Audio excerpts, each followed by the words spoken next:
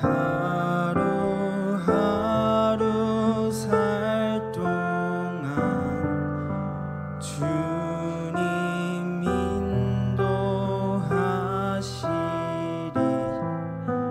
주 뜻 이룰 때까지 기다려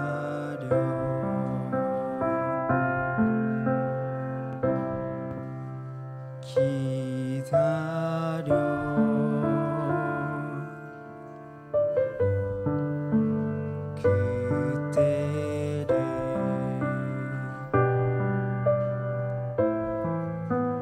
그의 뜻 이루어지리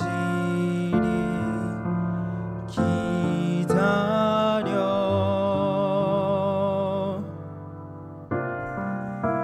주의 뜻 이루어질 때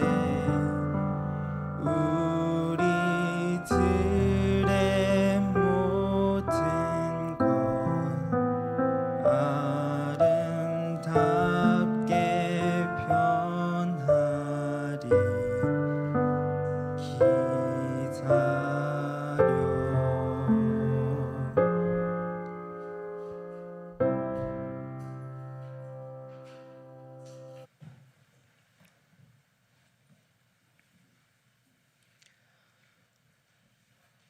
어느 한 축구팬이 잘 아는 프로축구팀 감독님에게 함께 만날 시간이 있어서 만남을 갖는 중에 이런 질문을 했습니다. 감독님, 선수들이 제일 싫어하는 게 뭡니까? 라고 물어봤어요.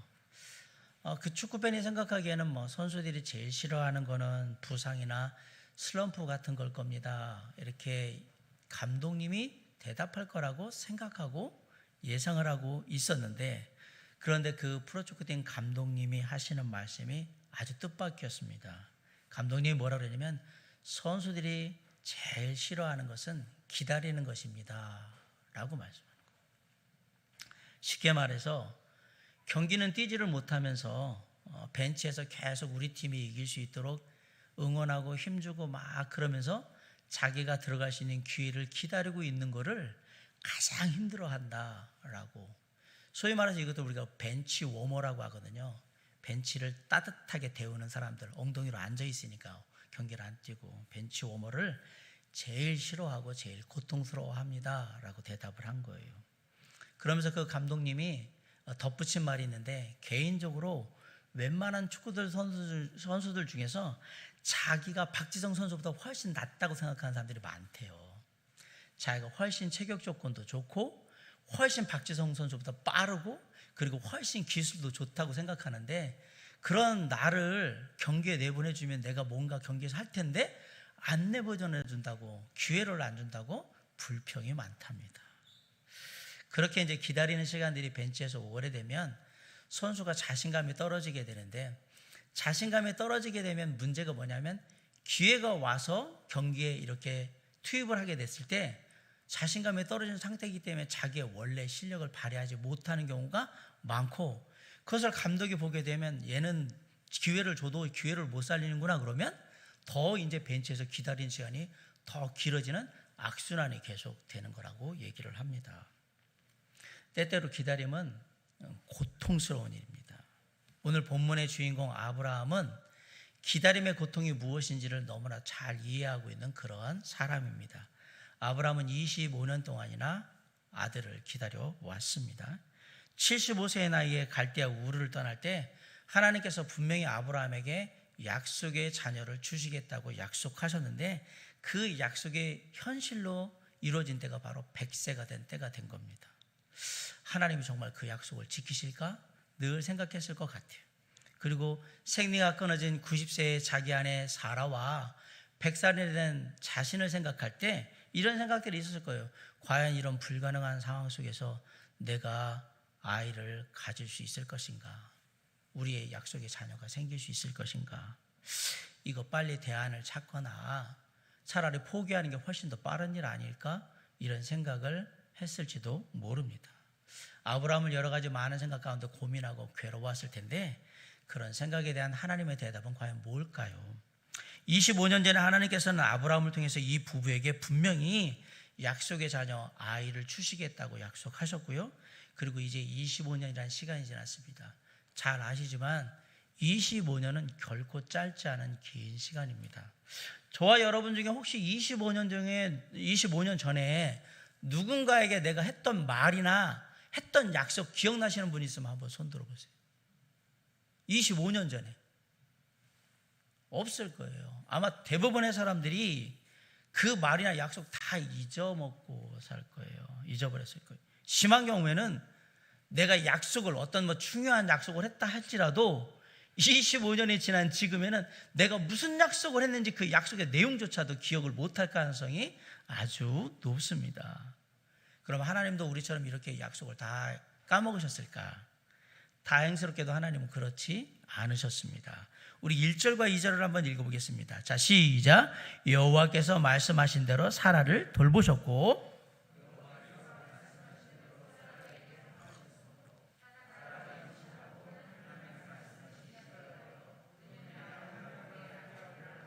네, 25년이 지난 지금 하나님께서는 당신이 약속하셨던 말씀을 기억하고 계시고요.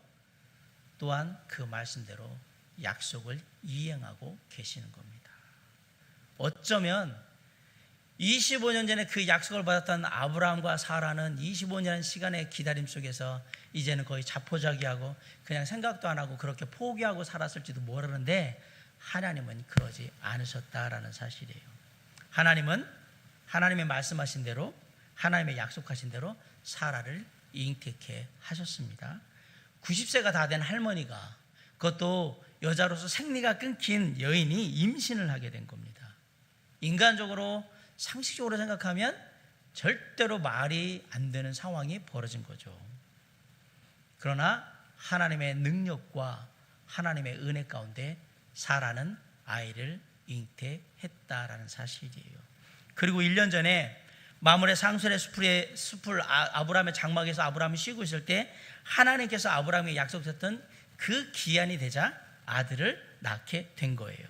2절에 사라가 임신하고 하나님이 말씀하신 시기가 되어 노년의 아브라함에게 아들을 낳았다라고 분명히 말하고 있습니다.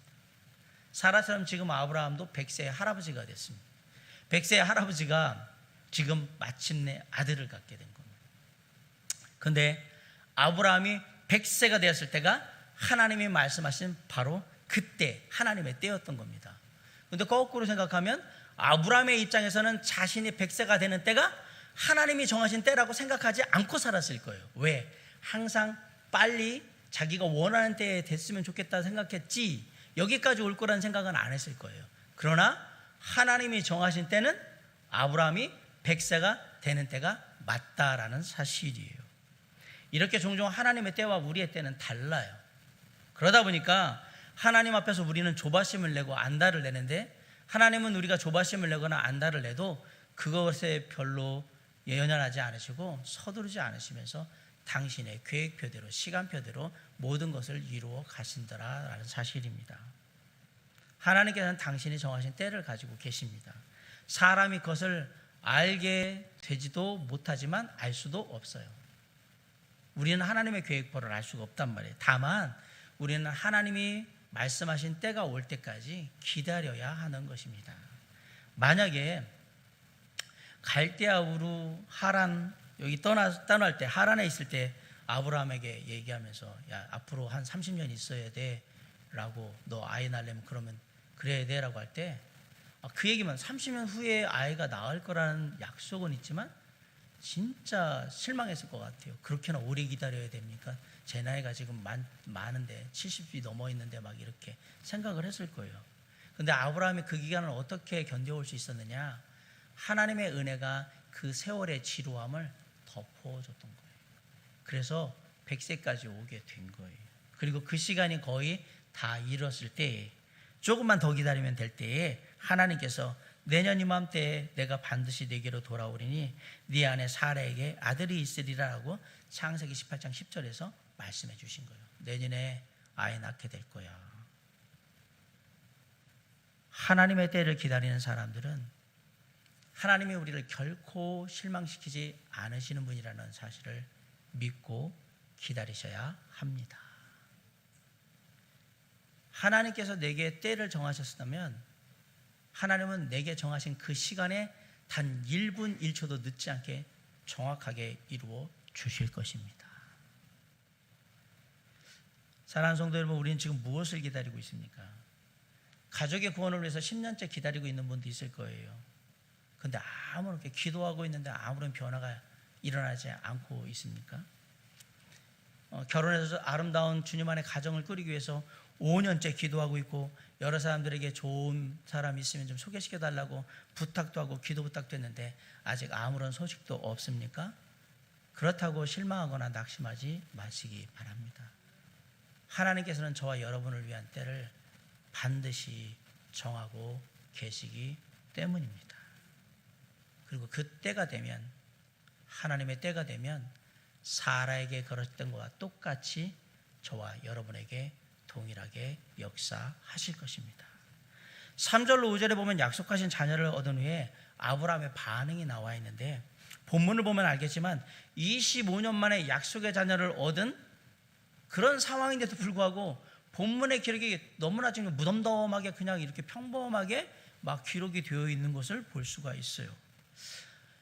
그런데 아브라함이 얼마나 기뻤을까요? 아들 이삭을 얻었을 때 얼마나 기뻤을까? 자그마치 100세가 돼가지고 아들을 얻은 거예요. 저는 1994년도 10월에 제 아내와 제가 27살 때 결혼을 했습니다. 제 아내는 그때 25이었고요. 그리고 1997년도 2월에 제가 도림 성서 침례교회에 왔습니다. 그리고 그해 12월에 첫 번째 담임 목회지인 제천에 내려가게 됐습니다. 근데 그때까지 저희 가정에 아이가 없었어요. 저는 그냥 생각할 때 건강한 남녀가 만나서 결혼을 하면 아이는 당연히 생기는 거라고 생각했는데 아이가 없었어요. 그래서 기도 부탁도 하고 이제 좀 조급해지니까 기도해 주세요. 아이가 생길 수 있도록 기도해 주세요. 주변에 저희들도 많이 기도하고 그런 상황이었어요. 하지만 그렇게 4년의 시간이 흘렀어요. 여전히 아이는 없었습니다. 그러다가 1998년 11월에 아내가 임신 2개월이 된 걸 알았어요. 그리고 99년도에 7월에 우리 큰아들 종혁이가 태어났습니다. 근데 그 병원에서 첫 아이를 딱 종혁이 얼굴을 보는데 너무 신기한 거. 내 핏줄이 태어났다라는 사실도 신기하고 내가 이제 아빠가 됐다는 사실이 너무 기쁘고 막 그런 거예요. 내가 이제 진짜 가정을 꾸리는구나. 저만큼 기뻐하신 분이 한 분 더 계셨는데 제 아내가 딸 5인 가정의 막내입니다. 그래서 장모님이 항상 걱정했어요. 우리 막내딸 결혼해가지고 또 딸 낳으면 어떡하나. 그런데 첫 아이를 낳았는데 아들을 낳았잖아요. 장모님이 그 기뻐하시던 모습을 저는 생생히 기억을 해요. 자, 사랑하는 성도 여러분, 겨우 5년 차 부부가 아이를 가져도 이렇게 기쁜데 100살이 된 아브라함이 아들을 낳으면 얼마나 기뻤을까요? 이건 말로 표현할 수 없는 상황인 겁니다. 거의 뭐 황홀한 거죠. 모든 걸 다 가진 기분, 그런 기분이지 않았을까. 그럼에도 불구하고 왜 성경은 그런 아브라함의 정말 엄청난 감정들을 다 세세하게 기록하지 않고 그냥 담담하게 아브라함에 대해서 적고 있을까?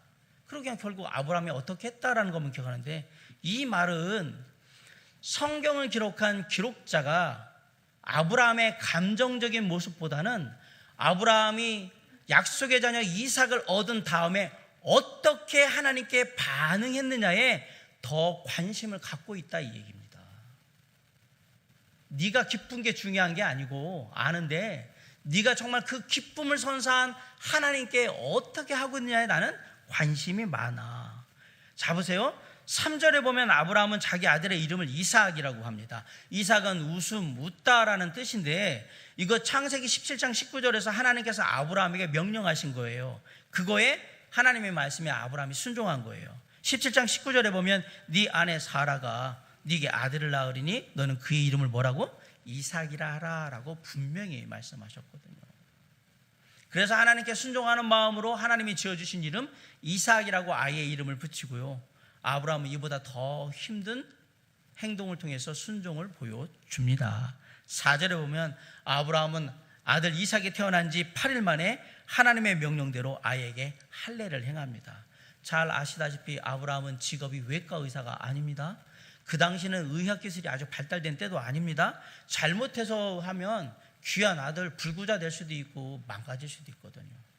쉽게 순종할 수 있는 문제가 아니라고 제가 말씀드리는 겁니다. 그리고 애가 지금 난 지 8일밖에 안 됐는데 그렇잖아요. 출애굽기 4장에 보면 모세가 이 할례의 명령에 순종하지 않아서요 거의 죽다가 살아난 경우가 있어요. 그런 어려운 할례의 명령을 아브라함은 100세에 낳은 지 8일밖에 되지 않은 아들 이삭에게 행함으로 하나님께 순종했다는 사실입니다. 순종은 신실하신 하나님에 대한 모든 믿는 자들의 당연한 반응인 겁니다. 그것은 아브라함처럼 하나님께서 약속을 하신 것들을 이루어 주신 후에도, 그리고 아직 하나님의 약속이 이루어지지 않아서 기다리고 있는 상황 속에서도 우리 믿는 자들이 행해야 될 마땅한 반응이 순종이다라는 사실이에요. 물론 아브라함은 몇 번 실패했어요. 그러나 25년이라는 기다리는 시간 동안 아브라함은 대부분의 것들을 다 믿음으로 하나님께 순종하며 이겨나왔다라는 사실을 기억하셔야 합니다. 그리고 그 약속이 실현됐을 때 다시 한번 순종으로 하나님께 감사를 표현하고 하나님께 영광을 돌리고 있는 것입니다. 이처럼 하나님의 때를 기다리는 힘든 시간 동안 우리가 해야 될 바는 믿음으로 순종하는 것이다 라는 사실을 우리는 아브라함을 통해서 배우게 됩니다. 물론 이것은 말처럼 쉬운 일은 아닙니다. 때로는 포기하고 싶은 마음들이 많고, 때로는 인간적인 방법을 찾아서 이렇게 어떻게 해볼까라는 생각도 하기가 쉽기 때문에 그래요. 심하면 내가 지금 처한 상황이 너무 어렵고 이런 것들이 너무 기다리기가 힘들다라고 생각하면 이 상황을 우리가 인위적으로 조작해서 꼭 이게 하나님이 해주신 것 같이 이렇게 만들어가지고 남들한테 나타내려고 하는 그런 유혹이 될 때도 있다라는 얘기예요. 특별히 결혼을 앞두고 있는 젊은 청년들이 이제 기다리다 지쳐서 배우자가 안 나오면 믿지 않는 사람과 결혼해서 멍해를 같이 하려고 하는 그런 마음이 있어요. 근데 성경은 믿지 않는 자와 멍해를 같이 하지 말라라고 얘기합니다. 그거는 인생을 살아보면 아니까 어떤 어려움이 있는지. 그런데 그런 권면이 있음을 알면서도 믿지 않는 자에게 마음을 다 주고, 그리고 결혼을 고려하고 마침내 결혼을 결정하면서 이렇게 얘기해요. 이 사람이 아니면 나는 결혼 못한다. 그리고 지금이 아니면 난 결혼 못할 거야 라고 상황을 인위적으로 조작하기 시작하는 거예요. 그리고 얘기해요. 결혼하고 나서도 얼마든지 하나님께 인도할 수 있는 기회가 있을 거라고, 하나님이 그렇게 해주실 거라고, 그러면서 자기의 상황을 인위적으로 만드는 거예요.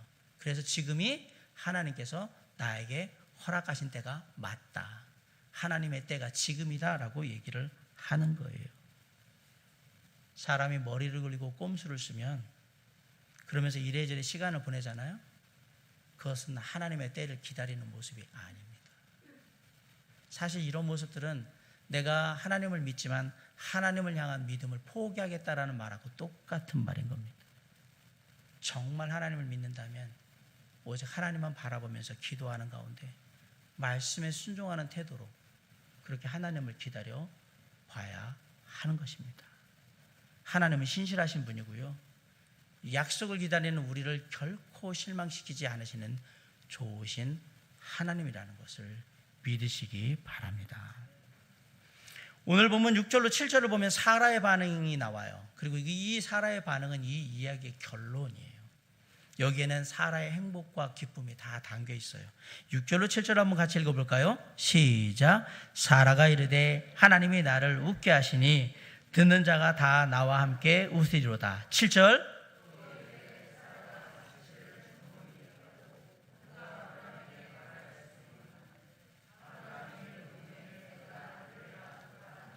네, 사라가 뭐라냐면 하나님이 자기를 웃게 하셨다라고 지금 얘기를 하고 있습니다. 물론 이 웃음은 1년 전에 아브라함의 장막 뒤에서 하나님께서 아브라함에게 하셨던 내년 이맘때에 네가 아들 낳을 거라 그 얘기 들으면서 의심과 비웃음 이런 것들을 갖고 있던 그런 비웃음하고 전혀 다른 웃음이에요. 사라는 지금 너무 기뻐서 웃고 있는 거예요.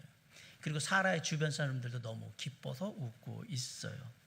하나님은 사라에게 기쁨을 주셨고요, 사라의 자존감을 회복시켜 주셨어요. 아들 이삭을 통해서.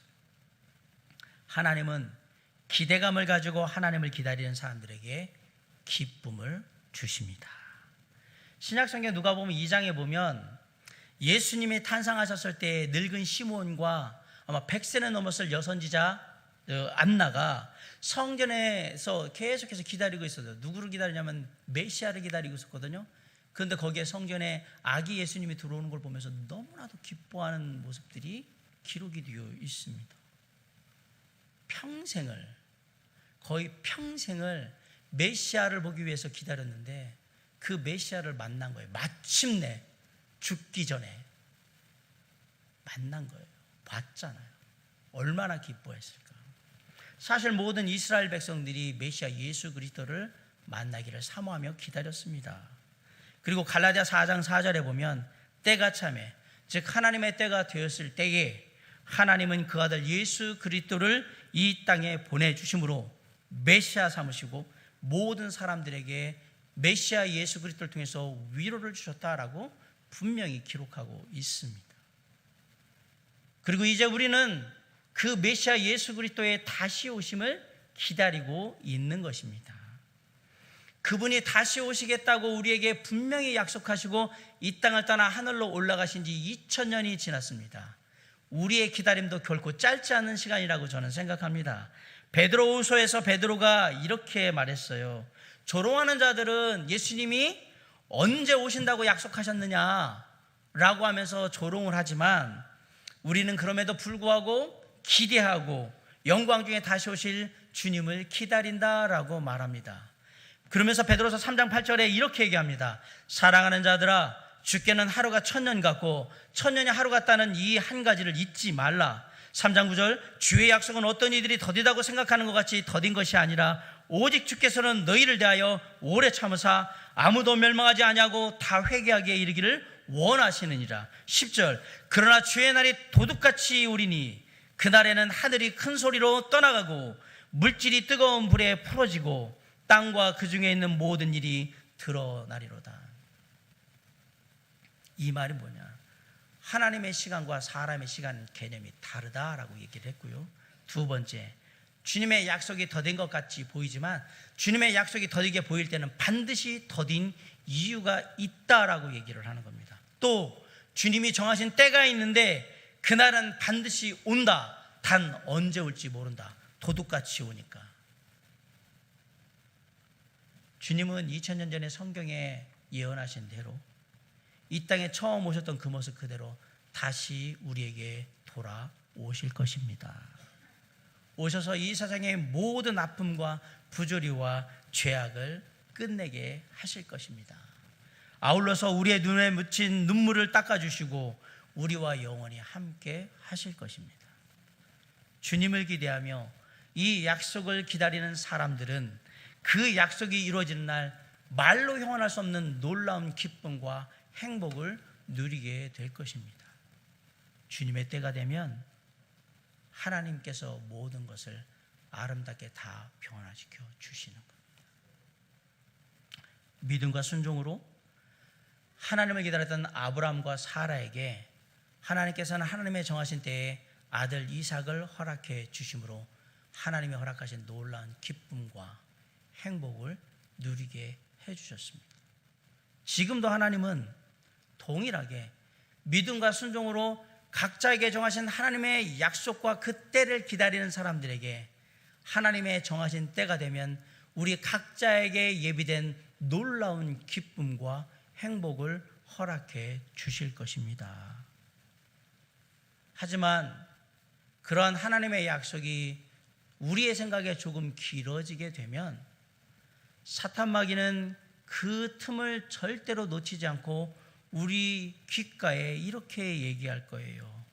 하나님이 너를 잊어버리셔서 생각도 못하고 있는 거야. 그리고 또 얘기할 거예요. 하나님이 너를 알긴 아는데 네가 뭐 별로 대단한 인물도 아니고 뭐 그렇게 중요한 사람도 아니어서 너를 별로 그렇게 생각하지는 않을 거야. 그렇게 사단 마귀가 우리에게 속삭일 거예요. 그러니까 그 약속 그냥 없던 거로 생각하고 포기하고 그냥 네 맘대로 살아라고 우리에게 속삭일 겁니다. 그 꾀임에 넘어가시면 안 됩니다. 그 속삭임은 거짓입니다. 하나님이 늦으시는 데는, 우리가 늦다고 생각해서 늦으시는 데는 다 이유가 있습니다. 우리의 시간표와 하나님의 의도는 같이 맞아서 돌아가지 않습니다. 하나님은 하나님의 시간표대로 움직이시는 거예요. 우리는 잘 보세요. 40일 기도를 했으니까 40일에는 뭐가 일어나고, 100일 기도를 했으니까 100일에는 뭐가 일어나고, 내가 1000일 했으니까 1000일에는 뭐가 기도하고, 뭐 이렇게 생각을 해요. 다 하나님이 우리가 정한 시간표대로 움직이셔야 진짜 하나님같이 자꾸 생각을 해요.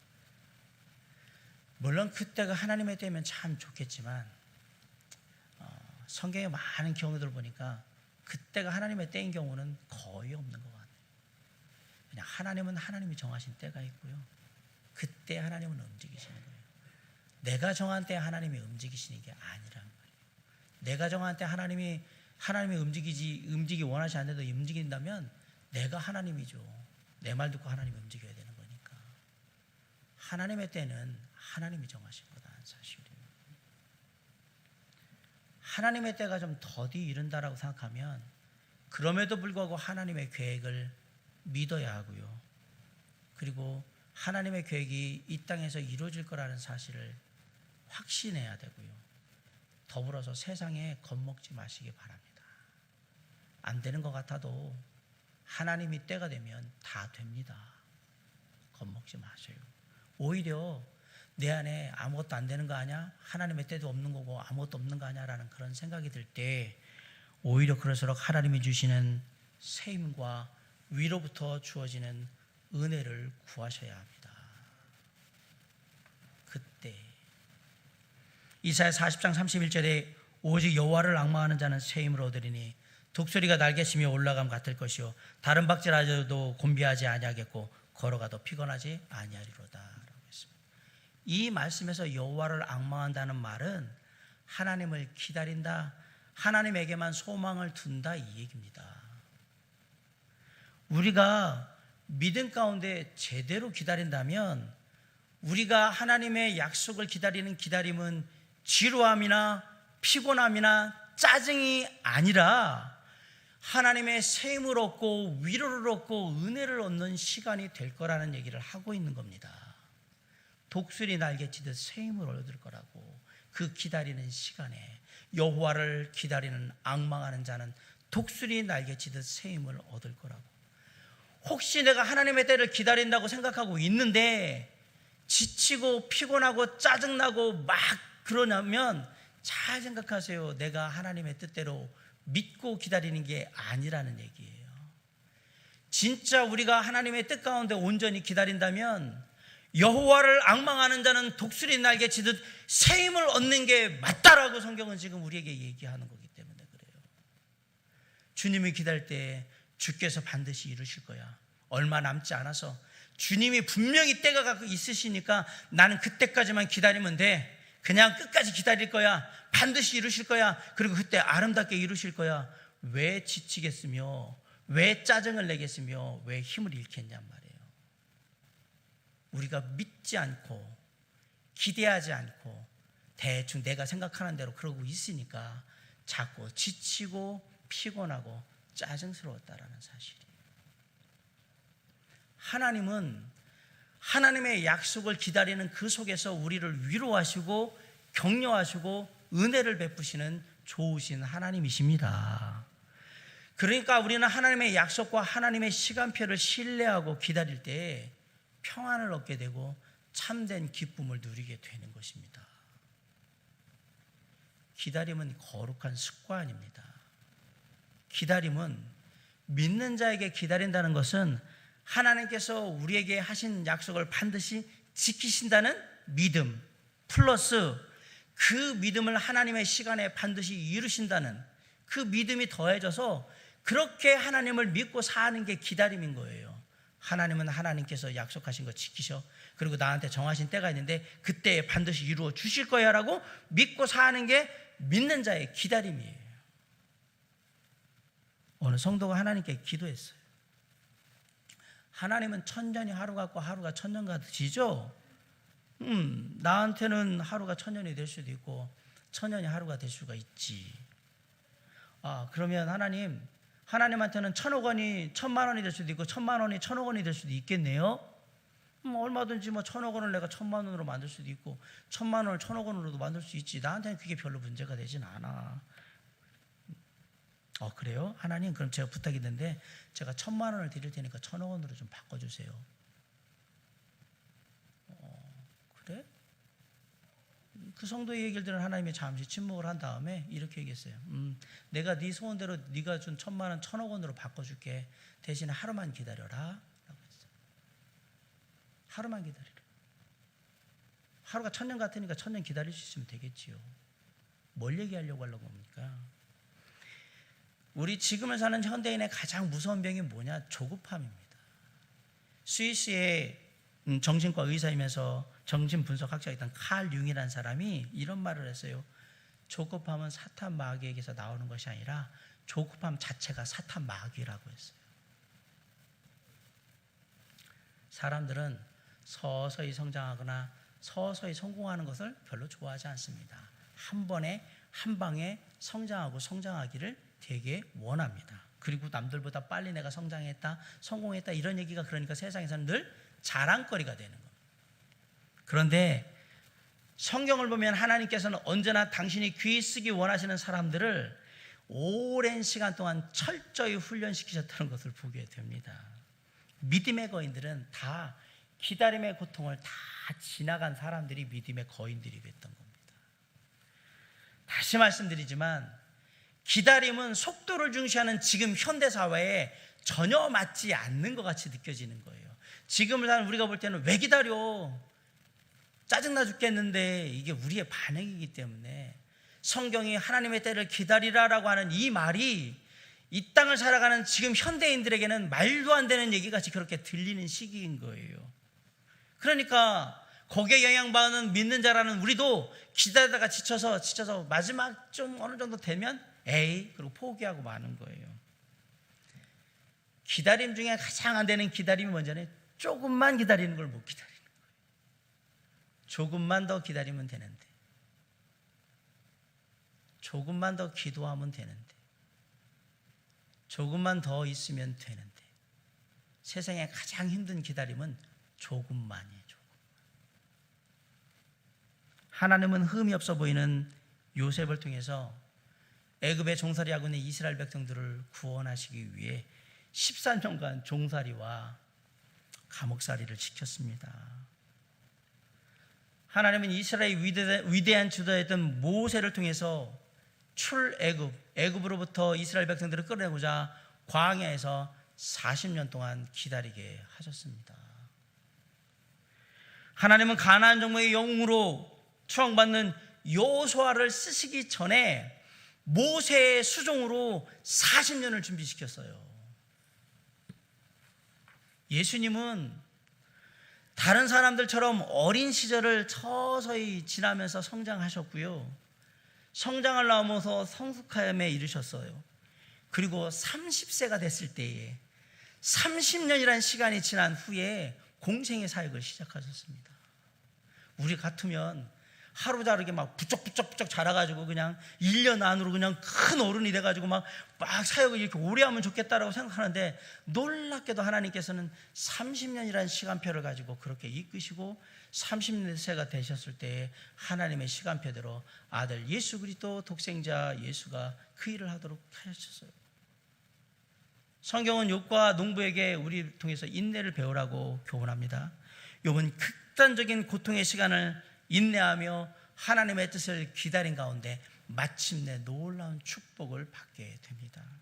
농부는 추수를 기다리며 늦은 비와 이른 비를 기다리는데 그러므로 말미암아 마침내 좋은 결실을 봤다라고 되어 있어요.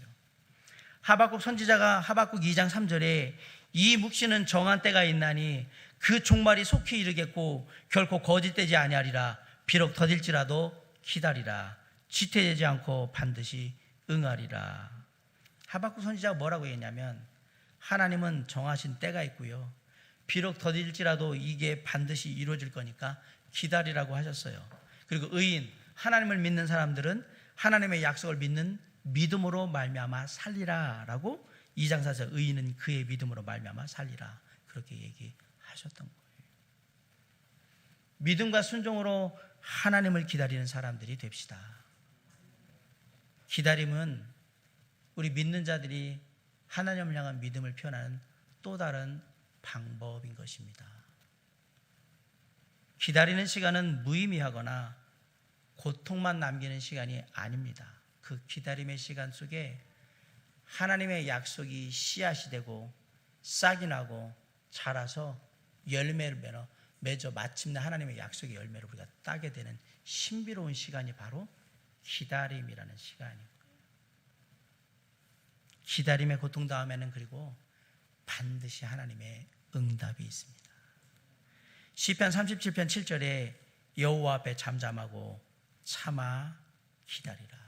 왜? 기다린 다음에는 하나님의 응답이 있기 때문에. 아브라함과 사라는 25년의 기다림 끝에 아들 이삭을 약속의 자녀로 얻었습니다. 사랑하는 성도 여러분, 지금 우리가 코로나19라는 상황을 당하고 있습니다. 지금 이런 상황에서 뭔가를 기다린다는 건 되게 어리석고 쓸데없는 짓을 하는 것 같이 그렇게 느껴집니다. 이런 상황일수록 빨리 판단해서 빨리 대응하고 빠르게 뭔가 해야지만 살아남아서 있을 것 같다라는 그런 생각을 많이 하게 됩니다. 하지만 거꾸로 생각해 보면 지금이야말로 하나님의 자녀답게 그리스도인답게 하나님의 정하신 때 하나님의 약속을 기억하고 흔들리지 않는 믿음과 순종으로 잠잠히 그때를 살피며 기다려야 한다라는 사실입니다. 그리고 기억하세요. 우리의 기다림이 하나님 안에서의 기다림일진데 이 기다림이 끝나는 그때에 반드시 하나님의 응답이 있을 겁니다. 하나님께서 아름답게 모든 것을 변화시켜줄 그때가 오게 될 것입니다. 주님의 때를 기다리면서 믿음과 순종으로 나아갑시다.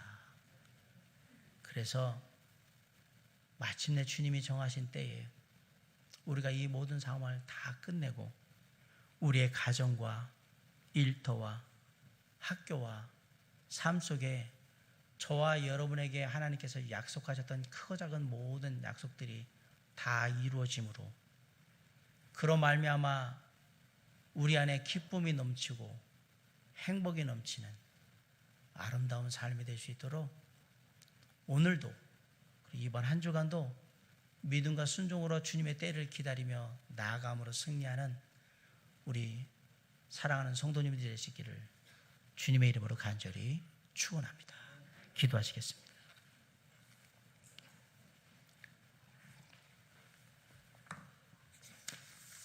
사랑과 은혜가 풍성하신 아버지 하나님, 우리에게 기다릴 수 있는 믿음을 허락해 주시옵소서.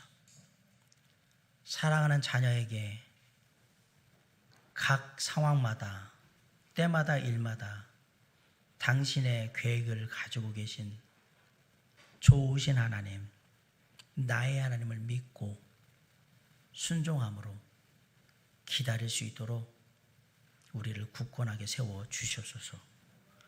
주변에 이루어진 상황들이 나를 더 이상 기다리지 못하게 만들고 기다리는 나의 마음을 무너뜨리며 더 나은 세상의 것을 찾아서 나가도록 유혹할 때에도 오직 하나님만 바라보며 하나님께 소망을 두므로 기다림에 승리할 수 있도록 도와주시옵소서.